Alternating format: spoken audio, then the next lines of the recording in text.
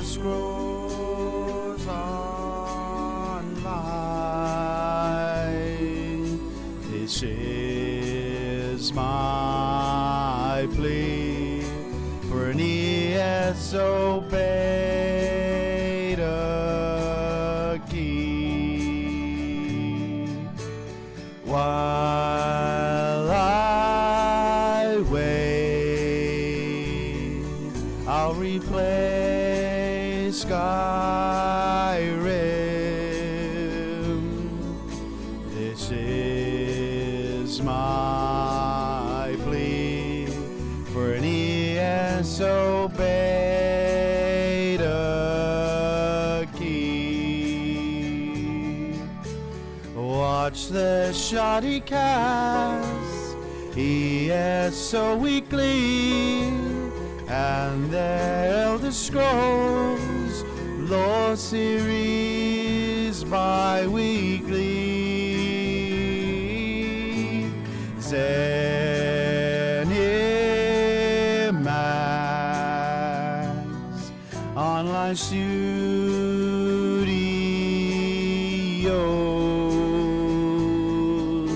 This is my plea for an ESO beta key.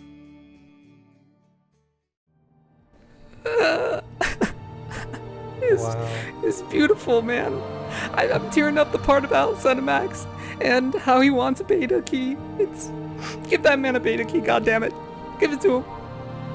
I like the part where he talks about us. That's selfish, Kyle. But yes, that was cool. Oh man, funny stuff, man. Funny stuff. Yeah, hopefully ZeniMax actually watches this. They so should. Wouldn't that be awesome if they did, like, dish out the beta invite for him? They totally should, too. And the reason he made the video, you know, I'll go ahead and put a link to his actual channel.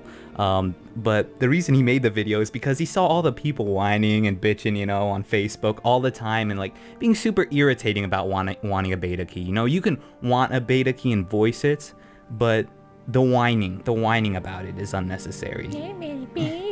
Why don't I have a beta key? So this guy here went a lot more constructive with his, you know, pleading. So, yeah, made for good times. Well, hopefully it goes somewhere. So we have plenty of content here to talk about, don't we? Hi, by the way, this is ESO Weekly for August the 2nd. In case you didn't know. How you doing? I'm Kyle from the ShoddyCast. And I'm With Josh. me is, this guy. Yes. So we are going to cover the QuakeCon live stream of ESO. Well, that was hosted by Paul Sage and played by Nick Conkle. If you missed it, shame on you. It means you have a job and a life. Right? Shame on you. Yeah, but if you missed it and you want to see the whole uncut version, because this will be cut up into a bunch of pieces, you can head over to their Twitch channel. I think it's just twitch.tv/Bethesda. Yeah, so that sounds about right. We'll have the links, as always, in the description below. Okay. And, we also have a CVG interview with Paul Sage and an MMORPG interview with Nick Conkle.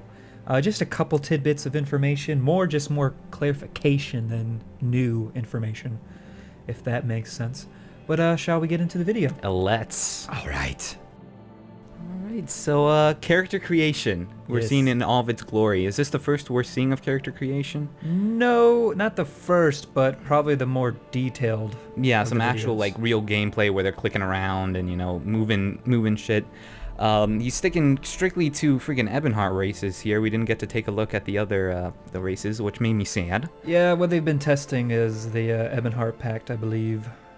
So what do you think about those armor sets there? Oh, they're definitely cool, especially the Dunmer has like the best looking armor in the game that I've seen. I think they... Oh god, she's getting fat.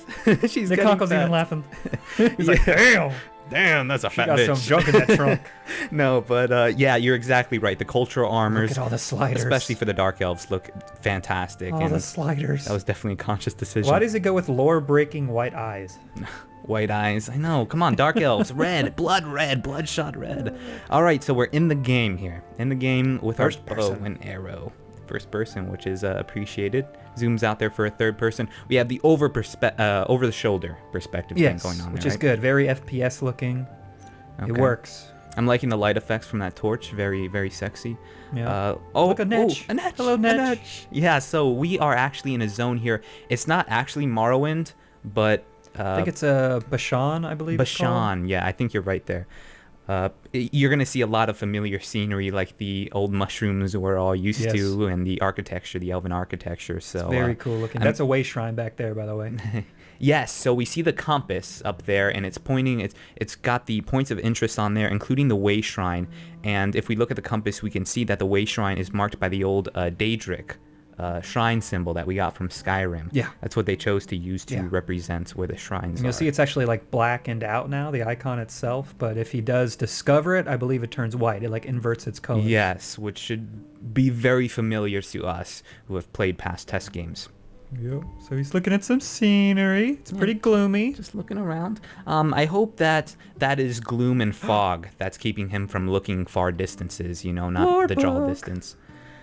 Yes. Oh my goodness, we're picking up a book. You can actually read it. Yes. And we should mention that any book you pick up is pretty much saved in your in-game library that you can then read later on. Yes, you get to collect them and they don't take up inventory space, which is, not the most RP-friendly way to go about it, but I personally, I don't know, I like it because then I'm not weighing myself down with a bunch of books, which well, I here's no doubt want to some collect. skill menus that we can look at here. Mages. Oh, did you see Soul Trap?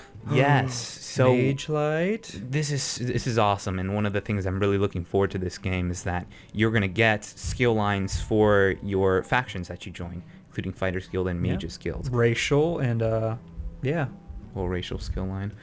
And then, of course, the class skill lines, of which we get 3. Here is morphing an ability we've talked about many times before, where you can actually evolve your skills themselves. And you'll see that he had 2 choices there, and that's just like one of those times. I think you can do it up to 5 times it morphs, I believe, each skill. And then there's some passives there. So what do you think about this? Just your initial thoughts here on this character interface and stuff like that. What do you think? It's pretty black and white, pretty standard? Yeah, they had to have some things to consider, like the fact that even though the game is sort of paused for you, the world is still going on. So you need to be able to see what's behind the window. So that's another reason to make it as minimalistic as possible. Yeah, agreed. So you can actually see what's going on, because you can still get attacked and everything. All right, so we're seeing dialogue here, and if you saw when they talked to the storekeeper as well as the guy sitting by the fire, they did have dialogue. They were voiced, their mouths were moving, all that good stuff. We didn't see any branching dialogue though at all. Not of that one, but that's just some dude chilling at a fire. How much is he gonna say? Oh, and then that's the thing though, because in past Elder Scrolls games where we found those random dudes, and don't get me wrong, I'm very happy that they have dialogue on every NPC, because that's nothing you see in other MMOs. You can't just talk right to now. anyone. He's using a way shrine. We didn't see any branching dialogue. You didn't get to ask rumors, and he tells you what's going on in the province and if there's a quest nearby or whatever. I would definitely I'd appreciate some of that. Yeah, but like even in Skyrim, you came up to some people, they didn't say anything. They just went, huh? Huh? If they ran out of dialogue, yeah. What? Well, some didn't even say anything to you. That's all they said. They would kind of ignore you for the most part. So here we are sneaking.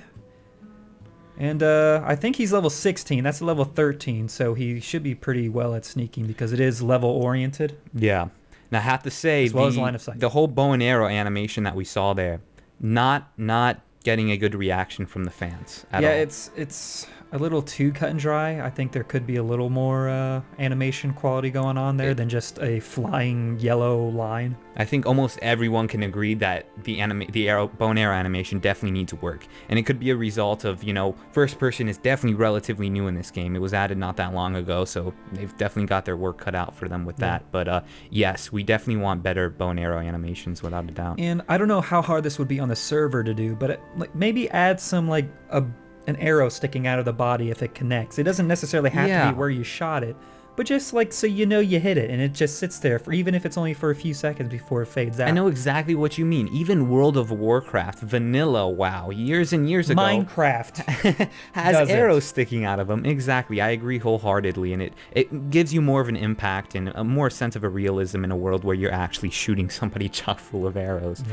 Yeah. So we've seen this guy get on his horse twice now, and no special animation when you summon a horse. No, or getting off, it just kind of disappears. Or getting off, it just disappears. Well, like there's an underneath animation you. of actually dismounting, but then the horse just disappears. Yeah, the horse vanishes, which is definitely going to come as not very welcomed to traditional test fans. You know, MMO players, we're used to seeing that sort of thing. What it should do is probably run off for a few seconds and then disappear. And then fade off. Yeah, kind of run off camera or something to where it's at least not so obvious. I think that little touch would go a long way with a lot of people. Which again, these could be things that are added later on. We don't know. Yeah. Just suggestions there, ZeniMax. Yeah. Take Another lore notes. Another lore book. All right, so we're showing off a nice looking vista there, right? Yes. I really like the architecture. It's kind of creepy, but definitely like the architecture. And again, I don't know if it's the fog or if it's the draw distance, but I was hoping to see a bit more. The fog. It's nighttime too, which isn't the best time to be recording. Isn't helping, yeah. See, Nick agrees with me. He was shaking his head. He's like, yeah, I know what you're talking about.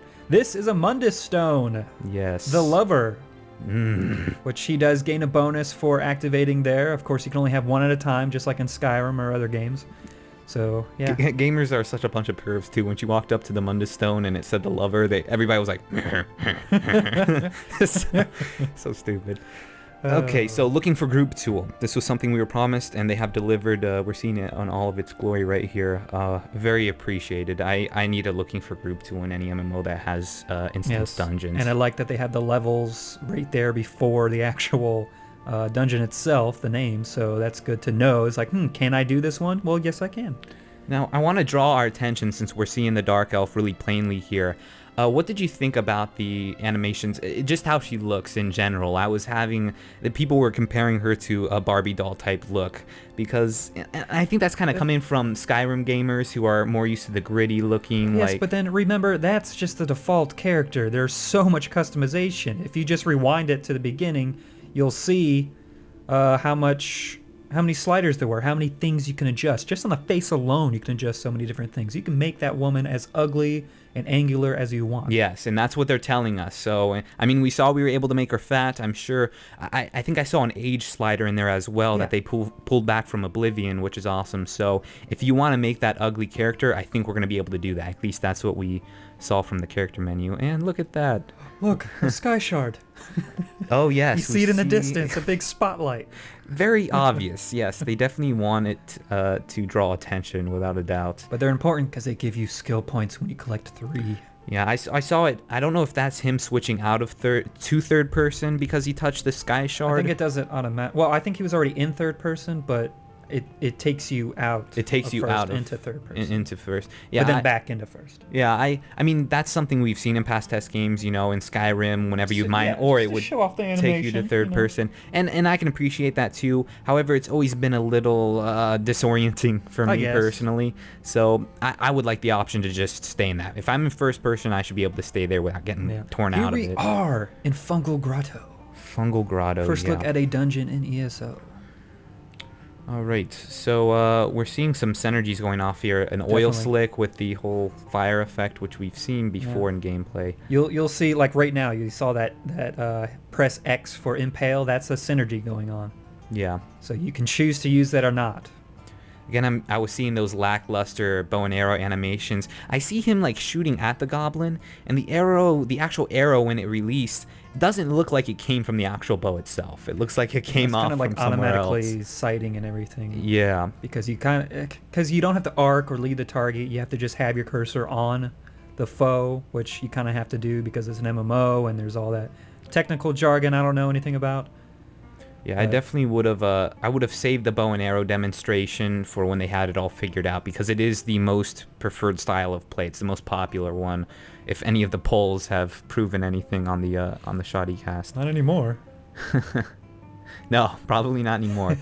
Can I just say I like the freaking class that he chose coming into here. Templar, yeah. The whole thing where he's got like a witch hunter, like Oblivion witch hunter thing going on, where he's not only using a bow and arrow, but spells as well, complementing his range. He even has a heal.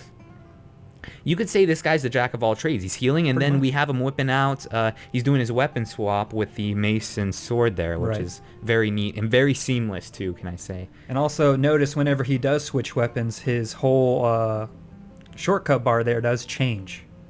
So he gets different skills or spells that he can equip every time he switches the weapon. beforehand, obviously. Yeah. So that's cool because it gives you a whole, set of skills to use. So, Kyle, I want your opinion there on the red hue, because the red hue is another concern that people are voicing, and I have to say I'm among those people. I do appreciate the red hue because it does help me tell my, enemies apart from my allies. However, I think it should still be toned down a bit. It's a bit much. It might be a bit much. Maybe it's something that can be an option to adjust. Couldn't you perhaps? see like a slider in a menu where you can adjust the hue, like how bright right it there? is, and yeah. And if you really wanted to, you could eliminate it altogether, which I understand why people would want to do that too. Maybe they like being confused. And Look at the Nightblade. fine. Okay, if you noticed, you still see the Nightblade is invisible. See how it's still okay, invisible? so we have like a chameleon thing going on with his. I think now that's that's just an for ability, you, though. right? Yeah.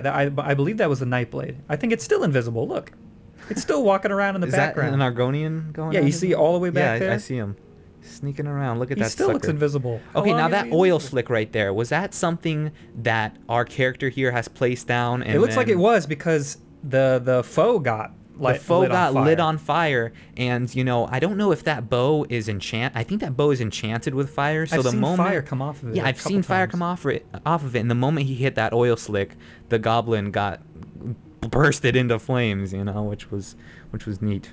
Now, why is there a controller plugged into the PC there? That's what I was wondering. Why is there a that- controller there? I'm guessing that's for another demonstration. That's what I'm gonna assume. I wish to God it was for like the Elder Scrolls Online. Yes, we got our freaking controller capabilities. man. Thank God. Pretty standard fare here, though. What I'm seeing from this dungeon run, nothing special so far. I mean, Well, here is actually a very good part of the thing here because you see there's layers of foes right now. There is the front line, these attacking dogs. Then there are some damage dealers in the back there. And then you see two on the right in the back that are healing everybody. So you actually see they are working just like a regular group would work. yeah, they have their tanks, they have their healers, and they have their Yeah. DPS. So they're not stupid. I mean, they're actually working together. Yeah. I have to say, I'm not surprised they chose to go at this dungeon in a first-person perspective. I know it's the thing most people are looking forward to in this game. However, if I'm running a PvE dungeon, I probably would have been in the third person for this. Most likely, unless I do archery, because I just would have a hard time, I think. Maybe you'll get used to it, but I don't know. It just feels weird playing with a bow in third person. Yeah, I know exactly what you mean, because as a ranged character, you're pretty much at the back anyway, so you have that full field of vision, because all the enemies should be in front of you. Did you see the boss leap from the rock? That was, defying the laws of all physics Or there. Chief Azazel. Gravity? Never heard of it. No, not familiar. That is the tallest goblin I've ever seen in my life. Those are big old goblins. They're verging on orcs, I have to say. Yeah, they're just anorexic orcs. So Oh, yeah. they're attacking. This is the boss. This is the Goblin King, I think he said, correct? Yeah. Yes, the Goblin War Chief King. Azazel or something like that. So we should see a bigger health pool and... You see that explosion thing there? That was a very cool, effect. Just to, keep the party members on their toes so it's not like just a plain Yeah. tank and spank. What Paul Sage was saying is that was a mechanic that the boss had where you're basically a ticking time bomb. Yeah. The boss casts that on you and you have to run out so it doesn't damage other party members. That's nothing revolutionary at No. all. We've seen it Many countless times in MMOs. But yeah, mechanics. They're in the game. I Cool. kind of like that your healing bar glows whenever you're being healed by someone. Oh yeah, on-screen Your whole indicator. health bar glows. Now, what do you think about how they're doing with the flash effects? People were saying that it was a bit much for them. There was too much flash and flare going I on. don't think so. After playing Guild Wars, no, this is nothing. I know what you mean. Like after, You would literally be blinded playing Guild Wars. yeah, all those particle Remember that effects first- going off. That first week or something, when we were fighting that one big boss, and there was 50 people in there, and it was just the screen was white. Yeah, I definitely understand where people are coming from, and I would recommend if the particle effects are bugging you, to switch into a third-person perspective where they won't be so prominent and in your face. Of course, then you're sacrificing awesome first-person perspective, but So here he goes, planting the goblin head yeah, twice. just to make sure the goblin head Making is sure it's on on there there. tight. And now, as you see, every dungeon does have a story, like we've mentioned before, and this is part of it, where now the goblins will fight with you instead of against you. Yeah. So it's very cool. I did appreciate that, you know, okay, we killed the king, now the goblins are following us. That's a cool little... look at them, they're so cute. Cool little story thing going on there. However, no dialogue has been spoken at all. Like, I know I wanted to see a lot more dialogue from this dungeon. I didn't get that. Now I don't know if goblins can speak in our tongue or whatever, but We fight for you now. yeah, it would have been cool to hear them pledge their little goblin lives to us or something. But it was totally unspoken. I don't know. Not a word was given. Yeah, if it wasn't for like text on the screen, we wouldn't have known that they were fighting for us. Yeah, I would have appreciated some words to be exchanged, but Birdie. whatever. All right, so we're in a bigger area here. The caverns have opened up into a lighter area where we're fighting the dreg. Is that how Dreg, you, yeah, something like you pronounce it? That's how we're gonna dreg. we're gonna pronounce it dreg. Sure, whatever. A volley effect we saw there. Yes. Now the thing about the archer's volley, which kind of caught me a little off guard, is that he shoots one single arrow into the air It and kind of then explodes. a rain of arrows falls from the sky. It doesn't have to be channeled at all. I think it would be cooler if that, and it seemed like a pretty devastating AoE ability effect. I would have liked it to be channeled, where I'm an archer, I'm doing the arrow volley, and I'm constantly shooting arrows in the air. I think it would have been a lot more realistic too than just, because that reminded me of like a WoW thing, you know, a WoW mechanic. True, but also like if I hit that volley and then I quickly hit a cripple so they can't get out of it, or a stun or something, so they're stuck in that AoE, that would be cool. Oh yeah, there's no doubt it's badass if you can leave it there. If you see that the dreg had this charge up ability where they put their claws up in the air, they get electrocuted, and then they're glowing, and then they do extra damage. Yeah. It's a pretty cool thing for them. Is it getting healed? Looks like it was getting healed. Too. Oh well, it's dead now. Yeah. Keep an eye on the dread, or the, I almost That called damn him the... Nightblade is invisible again. He's invisible the whole time. Look, he's running invisible. It's like damn Predator there. I almost called the Dragon Knight the Dread Knight instead of Death Knight. I keep getting them mixed up. Anyway, he has this cool like dragon armor ability where these spikes like pop out of his back. It's all glowy and Really, stuff. really cool looking thing. That's what I'm hoping this game will do, because I think abilities, they've come up with some pretty sick abilities in MMOs. I think cooler abilities than what we saw in Skyrim, which were pretty standard abilities. You know, you're throwing fireballs, you're shooting arrows, you're slicing with a sword and stuff. But like that holy spear that we're seeing the Templar throw and things like that are just neat. And the knockdowns and stuff like that will add some much needed flavor, I think, to the palette of abilities we've been seeing just from the Elder Scrolls in general. True enough. And you see all these goblins just coming to help you out. Yes, so They're you cool with are their armor and stuff. you are their leader. We will fight for you now. Oh god. Oh god. Army of mud crabs. Oh yes, mud crabs. Come on, you could not have a freaking playtest here live stream without the classic mud crabs, and then freaking giant mud crabs. It's like the king of all mud crabs. King Mud Crab there, which was actually an Easter egg in Skyrim. You came across this massive like mud crab skeleton thing, and you're like, oh, yeah. giant mud crabs are actually a thing. They exist. And here's one alive. Ah! This must be something in the water there. City mud crab. Crabs are creepy. They're nasty creatures. They're like spiders with hard shells. They're creepy. They just keep coming. It didn't even give a crap that you threw like a holy spear at it. It's like, big shrug it off. Mud crab. There are definitely some fixes. Oh yeah, definitely some work that needs to be done. There's no doubt about that. You know, we've voiced our opinions. Let us know what you guys think. What did you like? Put one thing you liked about it and one thing that you just think needs to be improved upon, something that really needs to be there. For me, I think the thing that needs to be improved upon the most is definitely the bow and arrow animations. Yeah. I think there's no doubt about that. I'm sure we're both on agreement there.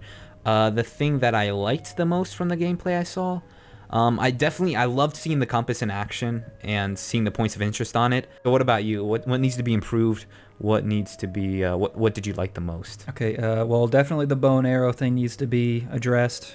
The horse animation, just add some more flavor to the animations. Don't just make things disappear. And I mean, if you're putting this much time into a game, put a little bit more effort into like the subtle animations that just make it feel more Elder Scrolls-y. Yeah. Now, the thing that I really liked, which probably most people don't even recognize, was the whole, not the looking for group thing. That was awesome and everything, but The fact that you can actually warp to the nearest way shrine that your group is at. You won't warp right to the group themselves, because I wouldn't like that. I think that's a little too cheap. But you'll warp to the nearest way shrine you have unlocked where your party's at. That you have unlocked. Yeah, so that you you first have have to unlocked. discover Yes. it. Okay, yeah. All right, so that is done. What is our next topic point here? All right, so at QuakeCon, there were a few video interviews as well. Vidder interviews. There's also a text one. The CVG interview with Paul Sage. They went a little bit more on detail as to what the guild store is. You're probably not going to like it. Oh, God. It seems that there isn't going to be a major, like, one-stop shop for selling goods. You're saying there's not going to be an auction house? Not just one main one, no. Okay. It doesn't seem like there's going to be one. Cinemax, red alert, freaking bells and whistles going off in my head right now. Big mistake. Huge mistake. SWTOR made that mistake. I think at launch they didn't have their galactic market up or whatever, and they suffered greatly for it. Stupid move. I'm just going to say that right now. Needs to be thought through better. So what you're telling me, like, auction house is going to be restricted within guilds? Yes. Okay. And I'm not even sure if they'll even allow people outside of the guild to actually go and use your shop or not. Okay. I think they'll actually have to be in your guild to actually view the items you have on your guild store, which they're probably thinking isn't a bad thing, but if I'm in 5 guilds already, that means I have to drop a guild just to enter another guild to see what they have to sell. That means I have to always leave one slot open to be able to see their wares. If they're going to do this, then they need to at least allow you to be a guest for a guild. Even if it's for like 24 hours or just 5 minutes, I don't care. And then at that point, you're like, well, why even have the system? Maybe do away with it altogether. Like, Pretty much. In my mind, dude, it looks like one of those, if it's not broke, don't fix it scenarios, okay? Auction houses, general auction houses are something that every person that has ever played an MMO can agree on. You have to have an auction house. And I don't know why they're trying to go out of their way to be cute about it and do something different. I mean, I appreciate the creative thought and initiative on this, but I think it's a huge mistake. I could be totally wrong on this. Maybe it turns out to be the coolest mechanic ever, but like I said, the alarms are going off for me. Well, they say they're doing this because it'll promote usage of guilds, it'll create active participation within the economy, which by that they mean that since there isn't a one-stop shop, you'll have to actively go out and look for guilds that have the stuff you want, which doesn't make much sense to me. And then it gives a reason for guilds to communicate with one another. So, I don't know. This just seems like a huge amount of work just to look for an item that I want. Yeah. And what about the people who don't want to be in a guild? What if someone just wants to go solo? That means they have to go find a guild now just to sell their stuff and make a buck? I mean, that's not a good idea. Especially you're forcing people to play with others. When you say that you can play however you want, you can play solo if you want, you can play with people. Well, if you want to play solo, then you can't sell your shit. Yeah. Well, let's just hope. I guess I'm holding on to the hope that we're reading this wrong. And it's just they're adding this into addition to an auction house. I don't see that, though, because why even have this if you're going to have a general auction house? But I'll give them the benefit of the doubt while also saying if this is really the avenue they're taking, they gotta rethink their strategy. It's not going to be pretty. Yeah. All right, well, let's cool down.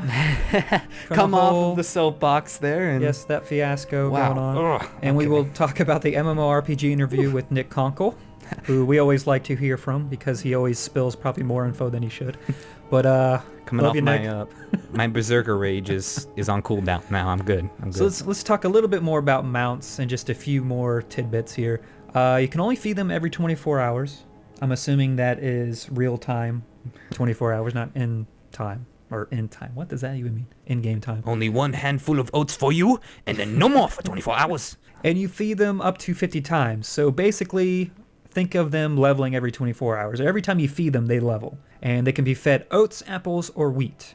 And one of those will increase the bag space for it. So if you want a pack mule, I guess, or a pack horse, then you'll want to feed it the oats, I believe it was.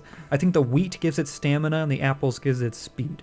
can we max them out in all fields or just one? We have to choose like one specialization. There's, like I said, you can feed it 50 times, so you can 50 choose times. how you want to divvy that out. Okay, cool. Now, the interesting thing is, and they've been showing this in beta tests that people are doing this, you can have multiple mounts. You're not stuck with just one. Okay. They're actually like items you can equip on your quick slot bar. And that's how they work. Okay. What's cool about this is you can have different horses for different purposes. So you can have a pack mule or a pack horse. I keep saying mule. So if you know you're going out to explore, collect stuff, take your pack horse with you. So you have all that space. You're going farming. You're gathering ingredients. Have the pack mule for the pack space. If you're going to Cyrodiil and what you need is speed to get in between keeps, take your fast steed with you. Exactly. Okay. So- I smell what you're stepping in. And I like what I'm smelling. I'm just saying, I like it. Yeah, so this is definitely very cool. And your feedings and everything, they're permanent changes. So make sure you know what you're feeding your horse and that's what you want to feed it. Because, it's permanent. Once you feed them the hay, there's no taking it back. And apparently, once they reach level 50, they don't have to eat anymore. Yeah. So that's interesting. Just forever nourished, I guess. That's it. That's all Some I need. Powerful food. All right, so this last bit of information is about PvP, specifically becoming Emperor. So we know that to be Emperor, you have to be the highest rated player on your alliance when they take over all of the keeps around the Imperial City. Now, what we didn't know is how hard this would be to do, to actually capture all the keeps, because I think there's only 3 keeps. There might be more, but the 3 main keeps are the home keeps for each alliance. Oh, wow. Which means you have to take both home keeps from the other 2 alliances. Like their headquarters. Yes. So that is going to be hard. Yeah. Because if you take over one, well, then it's going to be twice as hard to take over the third one. Sure. Because you not only got, like, say, we're owning in the Aldmeri Dominion, we take out the Ebonheart pack because they're a bunch of squeamish Nords, and we have their keep. We're not only fighting the Daggerfall to secure that third keep, but we're also having to fend off. Obviously, the Ebonheart pack's going to want their keep back. Exactly. And so we have to defend against... Wow, that feels nearly impossible to me at that point. So that's going to be hard. Another thing he kind of specified was that, you don't have to be top DPS either to become Emperor. They have a good rating system that rates it on a bunch of different things, as well as, like, healing and support, like tanking and stuff. I'll take their word for it, but that's gonna be a hard thing to balance. I don't know. For some reason I just don't see like an awesome healer becoming Emperor, but if they can work into the system, that'd be cool. As long as their scoring system works and is legit. Yep. Because I've seen MMOs fail with that sort of rank. They say they're gonna reward their healers and tanks because it's like how do you rank tanking? Like how much damage you take and that's it. I don't know. But yeah.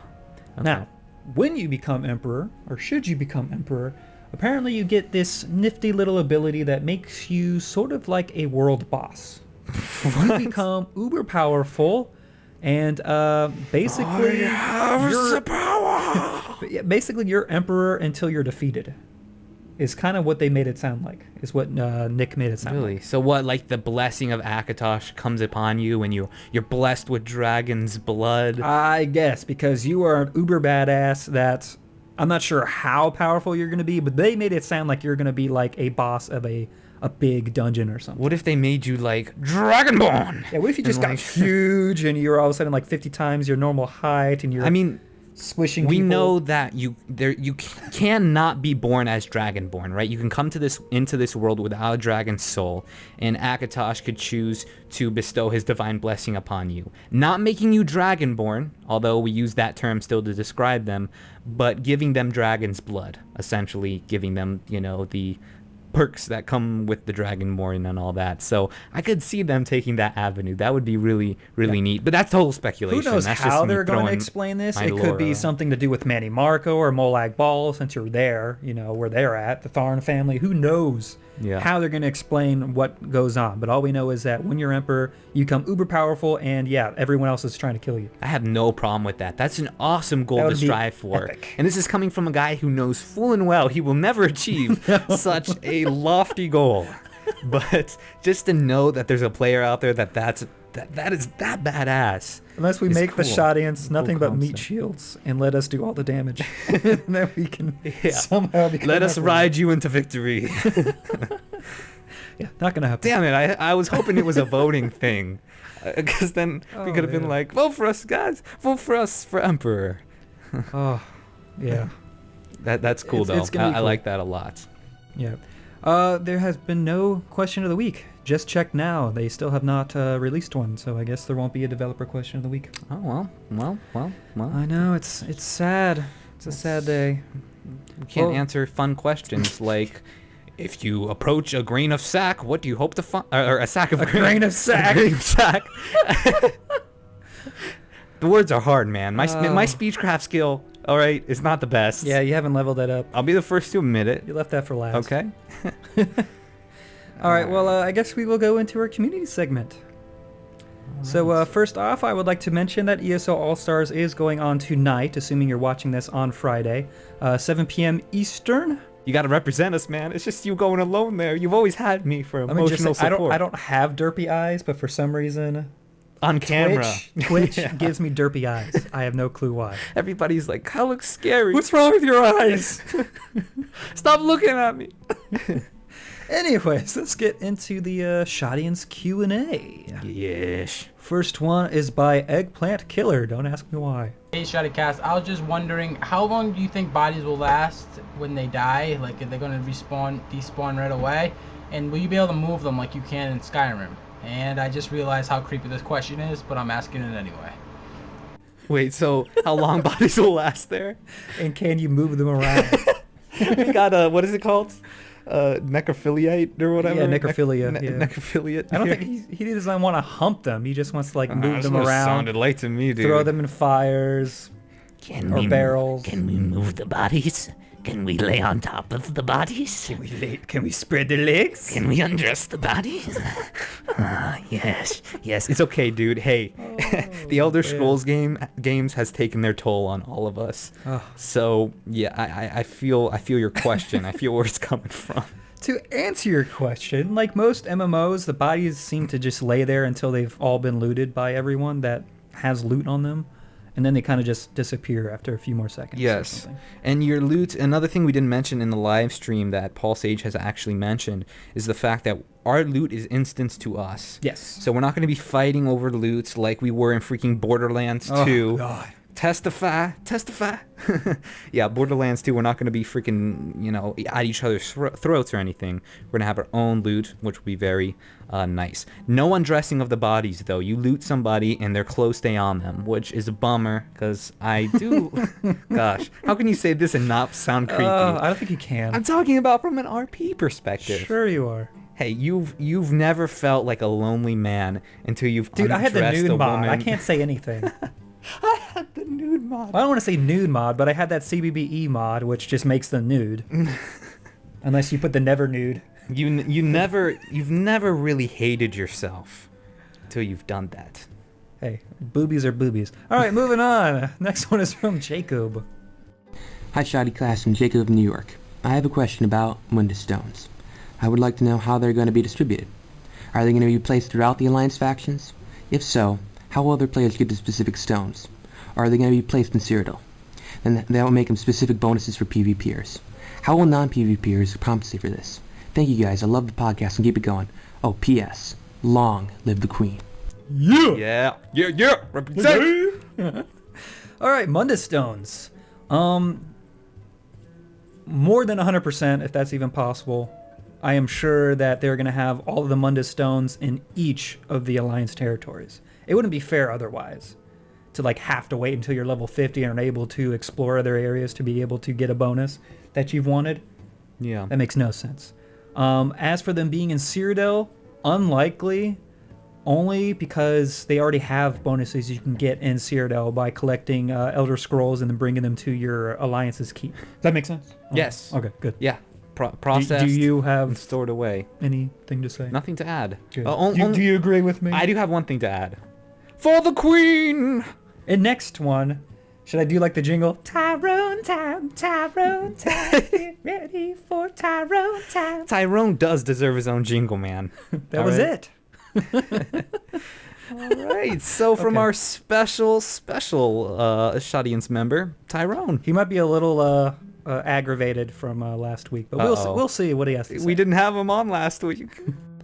Yo, ShoddyCast, you serious? You gonna ask me to send in more questions than you ain't even gonna read them? Why you gotta play with my emotions like that, man? Well, you better read this one then. Alright. So y'all remember how on Skyrim if you followed Ralof you got the light armor right away? But when you follow the Imperial you get heavy armor? Well, do you think you get better weapons for picking one faction over another at the beginning of the game? Or do y'all think it would be pretty evenly balanced? And you think some jive turkey in one faction will find a glitch they can exploit that others can't in order to get a beat on the other factions? I totally didn't hear that question. You're gonna have to repeat it for me. Wow. I don't speak Redguard. Was that too ebonic or whatever it was for you? I'm too white. I'm too white. All right. So what he's saying is like, you know how in Skyrim when you're in Helgen, when you pick, I can't remember his name, but if you go with the Imperials, you kind of get heavy armor right away, right? Yeah. But then when you choose the Stormcloaks, you get light armor. Yes. So will that happen in ESO? Like, will we have an unfair advantage with one alliance over another, at least in the beginning? Just with the starter gear we're getting. Yeah. I think our starter gear is mostly coming. We're all getting the same story to start with, right? We're all starting in the realm of Cold Harbor because Molag Bal has captured us as his prisoners. Yes. Yeah. And I'm sure we're gonna be fighting crap in there, and I'm assuming we're starting in probably, the classic sack rags that we've received in every test game as our We're gonna look like clothing. crap. I could totally see freaking Zenimax putting in a chest somewhere that has medium armor, heavy armor to choose from, and light armor and all that stuff. But yeah, some kind of starter gear would be nice than just rags, I guess. yeah, I can see us leaving the realm of Cold Harbor with some sort of starter gear other than our sack rags. Yeah. As for the whole glitch thing, I mean, it's unknown if there's going to be... I'm sure there's going to be glitches, and there might be some of those exploitable ones. But hopefully they will be on the ball. We don't know how their support team's going to be yet. But hopefully they're going to be good, and hopefully they handle that. If they have to do, like, rollbacks or something or whatever, we don't know. That's up to them, how they handle that kind of stuff. The thing about the single-player test games, they get to be a lot more lax with their freaking, like, bug testing and stuff when they go to test their game. They can release their game with bugs and stuff, things that give you an advantage. They're kind of known for that. They're very well They become known internet for memes. It. Yes, they do become internet memes. I remember in Oblivion, there was this one guy I could kill in the Imperial City, in the Talos City Plaza District or whatever, and I could pull unlimited gold from him. Those are going to be pretty much non-existent in the Elder Scrolls Online, or if they do exist and you find those exploits, listen now. This is a warning to everyone listening. Don't exploit them. Report it. Report it immediately. They know what's happening within their game. This is a public service message. Don't pursue it. Report it immediately. Yep. Or you will be banned. And don't do drugs, kids. And stay in school. Yeah, that too. If you would like to ask us, the ShoddyCast, a question, send them over to mailbox@shoddycast.com. That's mailbox@shoddycast.com.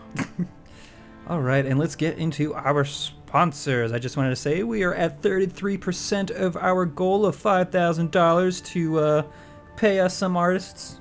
Yes. You have a hard time with the S's, artists. dude. I'm going to say it. Yes, we're cranking away at that goal, and again, been astonished at the amount of generosity you guys have shown. I'm freaking hard at work on the next installment for the Storytime series. You can expect it probably within the next week or two. That's the best estimate I can give you there. Yep. So as last week, I'll go through the ones that don't have a message first, and then I will do the ones with messages. Cool? Sound good to me, man. All right, so we have donations from Levy Moore, thank you. Todd Peters. Christina Hillman. A chick? What? Samuel Wagner, thank you, sir. John Matthews. Dragonborn. Mark Dixon. Akatosh. Very nice. Thomas, I'm going to say. Leal, thank you. Aiden Lavery, new donor as well. Timothy Ellis. Dragonborn. Yeah, he's soon going to be rising to something else eventually. Yes. Yes. Oh, and he got his shirt. You're welcome, man. You're welcome. Send us a picture if you have it wearing it, because we like to put that on our wall and, spank. I'm sorry, what was I saying? Robert Coates sent a very nice message. Once again, thank you, sir. It's always nice to read that stuff. Yes, kind words are always appreciative. They give me that warm, fuzzy feeling. And now to the ones that have messages. Richard Jordan. Zenithar. Nice R's there. I like that. There are two I know R's there's at two the of end of them, you have to- Zenithar, so you figure you gotta emphasize it a bit. He would like to announce his guild, Obsidian Brotherhood. It is in the Ebonheart Pact, and it's for PC only. You can visit them at obsidianbrotherhood.com, and he would like to say, all of us united plan to lay waste to Aldmeri forces on our way to the Ruby Throne. We will not hesitate to do so. Please sleep with one eye open. Our Nightblade population growing a bit as well. Well, screw you, Richard Jordan. Yeah, screw you, the guy that gives us all the money? Sure. Hey, we're gonna lay waste to you, man. You don't even know yet. Hey, it's not personal, man. It's just RP. It's just Right, RP. It's nothing right. personal. All right. Adrian Smith would like to represent their guild called Crimson Legion for PC, exclusively Aldmeri Dominion and focused on AVA, small group PvP, and economy. Well, we'll see about that whole economy thing. Yeah, we'll see how that treats you. Yeah, you can check them out at crimsonlegion.org. Benjamin Aust. Okay, Arnold. Okay. His in-game name, Messiah the Nord. I love that name. I don't know why. It's sacrilegious as hell, but whatever. Blasphemy. Wants to say thanks to you guys for taking the time to get together all the new information for ESO Weekly and for the amazing lore videos. Keep up the amazing work. Will do. Thanks. Thanks, buddy. Nathan Jensen would like to announce their third installment of their lore series. You can check it out at their YouTube channel, youtube.com/The Emmerich Covenant, and learn more about their bard. Oh, the bard who became king, Jarun the Skald King. Okay. Yeah. Awesomeness. Bards are We'll cool. have to check it out and see what our competition's doing. Andy Bain would like to promote their YouTube channel, youtube.com/Afion Bloodclaw, in preparation for the upcoming Skyrim gameplay series, Asgard. Do I say that the same way every time? Asgard. Yeah. And Michael Patterson. Dragonborn! Oh, wait. No, I have to announce it. I have to announce it first, because this is a newly formed Dragonborn. Yes. He has... It's ascended. Yes, the Greybeards. Their voice echoes through the mountains and calls the newly formed Dragonborn. And Michael... Dragonborn! Dragonborn. I am not doing all those Dragonborns. Yeah, it. you're editing the Damn videos it. now, so Okay, have fun with that. He would also like to announce his guild, Sons of Sithis. We are the sons and daughters of Sithis. We are an Ebonheart Pact guild that seeks to unite all characters who follow the Red Father to protect the Brotherhood's homeland. People can find us at tessoff.com. And that is it for the sponsors of the week. Ooh, man. No, shake it off, shake it. If you would like to become a sponsor for the ShoddyCast, head over to shoddycast.com and you'll see a donation button over on the right-hand side of the screen. If you donate $10 or more, you can add a promotion of your own, which we will then announce in the upcoming ESO Weekly. Yes. All right, ladies and gentlemen, I'm sorry. I'm sorry to do this to you, but we have reached the end of this episode of ESO Weekly. You have been watching/listening to the ShoddyCast. Don't forget to like this video and share it with everyone you know. Tune in for ESO All-Stars later today. I have been Josh. And I've been Kyle. We'll catch you later. Boy.